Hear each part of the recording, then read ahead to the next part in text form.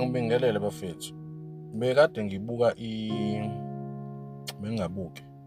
Bekade ngilalele i-video kaSibahle.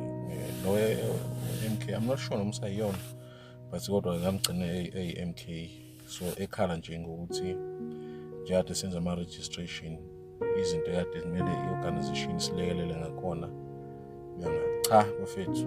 Uqinisile usisi wabantu. Uqinisile uSibahle lapha. Yabona ma-comrades ayise-organization ayisiphuma kwe-organization sikhulume ngama-comrades lawa asebenza kwisi-legislature asebenza nasephalamende nalawa aholayo kwi-organization. Bafethu labona leya nto akubona ubuntu kunama-principle ayi-constitution ekhuluma ngobuntu. Bafethu usukuhlulwa yini lani nama-constituency khona ukuthi nje mfethu uthenge igrosa engeke ifike even 8,000 just i-rice. Thina la ngihlala khona we have 6 wards. Uzongakhona mfethu ukuthi nje i-rice elilodwa 5 kg wama-portion, i-rice elilodwa 5 lama ward lawo bese usabaziphekela ukudla khona bezokwazi ukuthi bakusharishe lapha. Sengikhuluma nje umzamo ke. You can do more. Unyaka wonke 12 months a year awukhiphi lutho ku-MK. Usungahlula nje just only for 2 days ukulekelela. Hayi ngeke ngeke si-selfish. Siqale lento mfethu singenalo lutho usho njalo ba uma nathi siqale lento singenalo lutho amapokotho nje. Ngabona manje sikhushila abafethu abafaka eParliament sabafaka kuma-legislature ukuthi nje basi bafethu njengoba so-register yini anishodi ngayo. Nginayo imali engaka ngifisa ukuthi mhlawumbe silekelele ematafuleni. Hayi bafethu ngeke. Yazi la abantu abakuma-legislature nakumaseParliament even unenkinga emphakathini uzama ukuraise ukuthi ikhulumeni lapho kuma-portfolio ama-departments enikuwona. So lesi sizosizakala la. Ama-calls abawabambi mekayibamba kanye ngasayibamba kwesibili. Abasisizi ngalutho laba bafethu abagcone lapha kuma-legislature nakuma-Parliament. Ba-useless nje. Ubuntu nje bekuyini le nto bafethu. Yazi le nto leyana bafethu. Yazi siyalibulala bafethu iPhupho Zulu. Siyalibulala iPhupho Zulu. Aba-greed. Abafethu nje abangena eqala kuthina aba-greed bonke. Kuloba abakwenzile ngasemakubo siyabonga. Kuhle nikwenzile. Angakezwa lutho kodwa ngiyacabanga ukuthi angikholwa ukuthi sengingakhona ubumgaqo. Angisakholwa ukuthi wonke umuntu senalo kodwa nje iningi. Hayi bafethu silambile lapha kuma-voting station. Besifanele sikhiphe singasebenzi.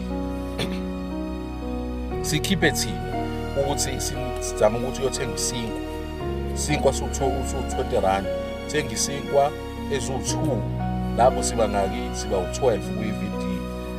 Ukusuka ke thina kune-VD esuka ayikho empendla awu-3 awekho ngempela. Awu-2 asebhulwa eyodwa isendaweni ukuthi uyipostoli. Fawe empendla. Ukusuka from lapho empendle uyo-assista kulamanye ama-video kuyahanjwa mhlawumbe 30 minutes drive or close to 45 minutes ngebhulu wakhe. Hayi bafuthu ngeke. Ngeke ngiyakhala. Nama-mayors namakhansela azongena nawo azosenza nje azosibuka sihlupheke noma sekhona wona ehola ngenxa ye-MK. Ehola ngenxa ye-MK because into esikhalelayo thina ukuthi bekungcono sazi ukuthi akho mali eqhamukayo, akho umuntu futhi obenefithayo nge-MK. Wonke umuntu beyishaya emaphakethini. Manje sekukhona abantu abakholayo. Hayi bafethu ngeke leadership sacela niyibuke lento. La bantu abaphoqwe ukuthi bayosiza ngasemakubo. Abaphoqwe ukuthi yes organization khona ipercent elithathayo ekwe-organization but bona personally ke abazosiza ama-ground forces. Abasiza ama-ground forces hayi ukuzicabangela bodwa kanje. Hayi ngeke bafethu kwaza mkhonto.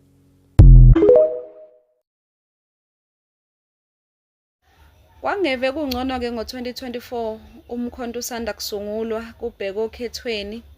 Wonke umuntu understanda eqonda ukuthi i-organization ayinamali. Kangangokuthi owayeneshumi nani ngathenga usweet niqhephulelane ngobe understand ukuthi i-organization ayinamali. Kodwa into esiyibonayo manje siyak-understand-ke futhi angingathi siyak-understand ukuthi kubuye kuthiwa i-organization ayinamali, but for the fact that sinabantu abasephalamende, sibe nabantu kuma-legislature, sinama-region, sine-province, nje kuningi, sinanabantu abaholayo kwi-organization, but i-organization ihlule ukusi-provide ngezinto ey'ncane, amagazibo, ipeni lika-R250 noma nerula-ke loku-check-a kuma-voters roll. Angisayikhulume yokudla, uzohlala u-7 to 5 ngaphansi kwamatende. Nakhona lelo tende akulona ngisho lomkhonto libhalelwe o-Discovery, ingabe libhalwe o-MTN o Vodacom, whatever lebhalwe lapho. Guys, ubuholi bethu niyasifeyila. Ngiyazi vele ukuthi le video izohamba izifike kini. Futhi noma nawe Comrade SG uNomvalo ungenza noma yini ngalokho niyasifeyila. But nibukeka nibhizi nama-media briefing nawo angayisizi ngalutho i-organization. Indlela abantu bomkhonto kade bedabukisa ngayo izolo kuma-voting station sidlulwa wona wonke amaqembu akhona. Kodwa siklema ukuthi umkhonto wesizwe ukhula everyday, abantu bayawuthanda umkhonto. And phela anikwazi ukulindela ukuthi into eyenzeka ngo-2024 iphinde yenzeke manje. Cause ngisho nababesilekelela babesisiza babeqonda ukuthi i-organization yincane yintsha, ayinamali. But ngeke ukuthi kukhona abantu abaholayo every month kwi-organization, kuzoba khona abantu abazovele nje befike bezosupporta ngezinto zomndeni wawo. Kanti yini uma kubonakala ukuthi i-organization ayinamali? Kuke kumisa ukuholelwa kwalabantu abaholayo kwekunaka indaba ze-organization ukuthi ishoda kuphi ngani, bengalelela ngani kuphi. Awucabange nje sishodwa nje ngamagazibo kuma-VD, yabo. Kodwa kunomuntu nje oyiholela isizumbulu semali ngomhla ka-15, nakhona umboni ukuthi wenzani. Kanti yini ebalekile ama-individuals noma ukukhulisa iqembu ukuthi iqembu libonakala ukuthi likhona liyaphila? Hayi ubuholi bethu bomkhonto wesizwe ubani lo? Ubuholi bethu bomkhonto wesizwe niyasigqilaza futhi niyas-discourage.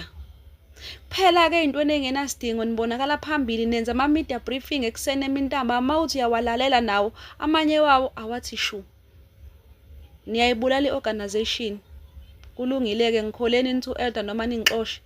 Vele okuningi umuntu usekwenzile kwi-organization udlula ngisho abaningi babaholi.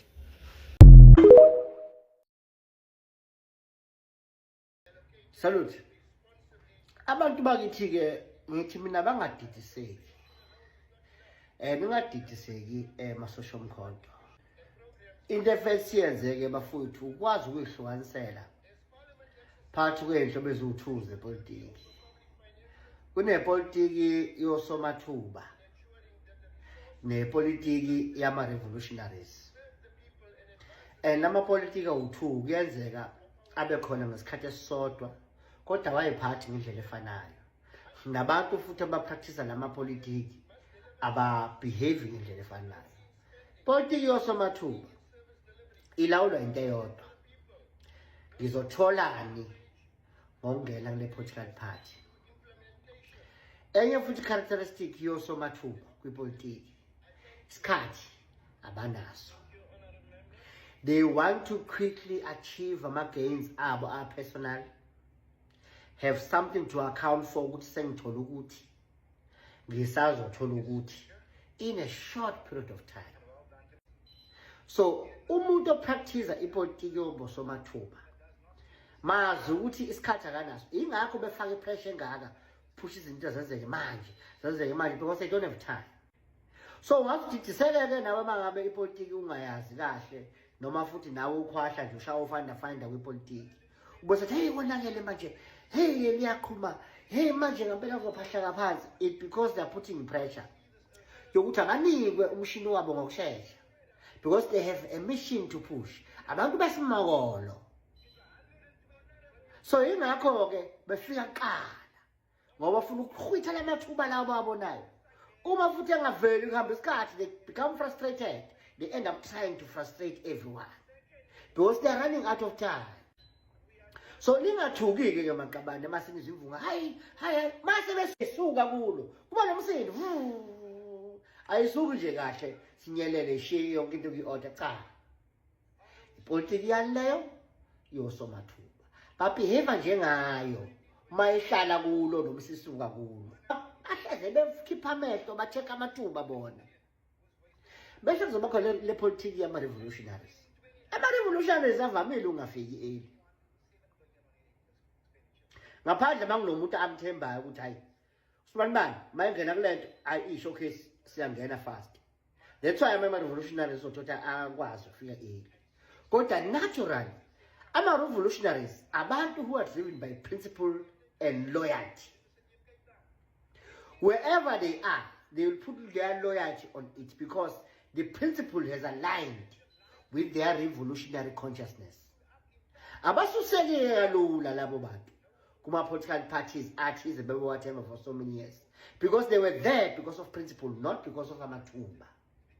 So over time, ama-revolutionaries in their nature, they believe in analysis. They analyze everything. They analyze the principle, they analyze the political discourse, they look at evidence available, they check the balance of forces, then they move. So angibona abantu ababehave njengayo abafika kuqala behambe kuqala. Abantu abahlalayo bebuke analyze when they are convinced njengoba shini babelieve kwi-analysis, when they are convinced this thing is no longer working because of 1, 2, 3, 4, 5 weaknesses esiwabonayo kwi-balance of forces noma kuma-revolutionary principles, then they decide to leave or to join a new movement. Angibona abantu afolindele uma kuba nama-challenges bazondiza njengazo bebaleke zisuka kulo cha. It's people who still wait consciously, try to influence, try to salvage where they can salvage, try to regroup, because they know exactly if you run a revolution, you are bound to face most fierce challenges, not just light challenges. More than a revolution is uthwala kanzima. Buka lo msholozi bafowethu. Hayi ngoba siphusha uthando lakhe kuphela. But buka into ezeka kuyena lokwaqala ipolitiki even president. Akekho president owahlunyezwa njengaleya ndoda. Kodwa futhi mase ubheka i-statistics, akekho president osebenze njengaye noma osebenze ngaye kwi-ANC. Mo check abantu on the ground, yeka la abantu kuthiwa ama-intellectuals lawana, lawo badayisi abaqale ama-foundations. Beke lapha, imhumeko leyo yathengwa kudala. Buka abantu on the ground and ask who served them. It's Jacob Zuma. Go back to what I said to you. The mindset of the revolutionaries. Ayifani neyosomathuba. Asibehave ngendlela efanayo. Uma sefesisuka entweni, sibuka i-damage ezokhoza ukusuka completely. Sizame ukusisalvage. Sizame ukurealign so that the agenda and the trajectory, the energy of pushing revolution ingacompromiseki. So, a revolutionaries is based on selflessness, on devotion, and commitment to collective gain. That's why revolutionaries are few in politics today than osomathuba. So ke ngithi ke mina abantu bakithi ningadidiseki bakwethu. Votelani umkhonto wesizwe. Laba bangizayo abarawundayo kanjani. They are practicing ipolitiki yosomathuba. Now amathuba abo noma imishini yabo beyifunda bayitholi ngokushesha. Now they are failing to live in peace. Inzima ipolitiki yase-South Africa bafethu. Hey. Iqulaza ingqondo. Sinamasayidi amathathu epolitiki. Size sikhuluma ngo-left side of politics where you find ama-political parties anjengomkhonto wesizwe. Engikade ubona kodwa njengamanje on-left side. Okhulumela umuntu omnyama. Ovamile urelaye kakhulu ekwenzeni iy'bonelo zengcindezelo umuntu omnyama kusukela kwafika amabhunu la ngo-1652 6 April. Noma mhlampe obabekwenza before 1994. I-political parties were worried more ngokwenzeka emjondolo, kwenzeka emakhaya. Nasemaplazini la kugcwele khona abantu abamnyama khona bezigqila zenhlupheko, bezigqila zokusetshenziswa amabhunu, bezigqila zezifo. uzothola umkhonto-ke lapho esadini ka-left. Wona njengamanje sawubona sengathi hayi umele ngempela abahluphekile abansundu ngokwebala. Bazama no-EFF ukushaya sengathi bayangena bayaphuma asibaqondi kahle. Kwa-left-ke ngiyazi ukuthi umkhonto khona. Kwa-right-ke ku-obvious uthola wona u-ANC lo. Kuyacaca manje ahlahla kuyi-right wing kanye no-DA laba banayo uhulumeni abathi GNU as an example or evidence if khona ophikayo ukuthi u-ANC ulapha nakwe-right wing usebenzisana nabelungu. Khona balapha phakathi-ke laba la phakathi uthola lo baba lo Malibongwe kuthiwa yini Aljama. Awuliuse yena njenge-example. Leze lapha le ndawo imvama aziyazi yona ne-constituency yazo, azizazi zimele bani, zi-in-English. Into ababona ngayo, they always try to be relevant to everyone. Uzobathola bekhulumela ama-foreign nationals, whether are documented noma awekho documented, bekhulumela wona bathole futhi bethi agcina umthetho. Umangalo bathini kahle kahle phela uma ugcina umthetho umuntu ola ngakho emthethweni ufahamba kwelizweni lakhe ngokusho kwawo umthetho. Kodwa uzobathola bezama kusame bambeka abazazi ubani abamele kahle kahle imuphi umbono ngempela bawuzele kwipolitiki. Baba manje badedela simply because they don't stand for anything meaningful. They are just trying, they read where the wind goes and they try to flow to that direction as well. Lezi-ke karathi ngishilo seyidayisile lezo yikhululekile manje ayisenasikhathi nomuntu omnyama, zidlela ngama-benefit okusiza umlungu ukuthi aqhubeke abe namandla, aqhubele umnotho, aqhubeke futhi abukele phansi isikhumba somuntu omnyama, aqhubeke ayibone yena njengomuntu kuphela oba mhlophe ngokwebala. Asinandaba lezo, uyithola leko sentini zakhe imizi emihle ingane zabo ifunda ngama-private schools, zi-attend ama-private hospitals uma kuthiwa zibuthakathaka. So ayisenandaba zona zi-enjoy ama-benefit ukuthi hayi sesifikile thina abasahlupheka bahlupheka ngokwabo siyasi-right manje lesikufuna sesikutholile. So uyithola-ke lezo ku-right wing. Inzima-ke inzima uma ungakwazi ukuthi ngubehluko phakathi kwe-left wing nelize lapha nendawo Aljama laba nabanye kwa-right wing laphana o-ANC. Nawe kuyothi mafisa ukuvota mhla ka-4 November ungayithuka usuvota against iy'nhloso zakho. You can't vote for the ANC. ANC kwi-right wing. You can't vote for Aljama. Aljama laba abazazi baya ngapha, abazazi bamele bani. Batshelwe umoya ngalola nguvunguza uya ngakuphi bevunguzele ngakhona-ke nabo. Babheka ukuthi ubani ophethe nje ibhodi eliconsayo, ubani ongabasekeli isimpa nkosi yami belale bedlile. Ama-parties which are meaningless. So mina I will advise lonke nama-voters before uvote awucheck-e lo muntu ofuna umvotela umele liphi isayidi. Abahluphekayo kumbe uphande nendawo uyingcanga kanombani onokudla kumbe uka-right so umdayisi ongenanembeza njenge-ANC.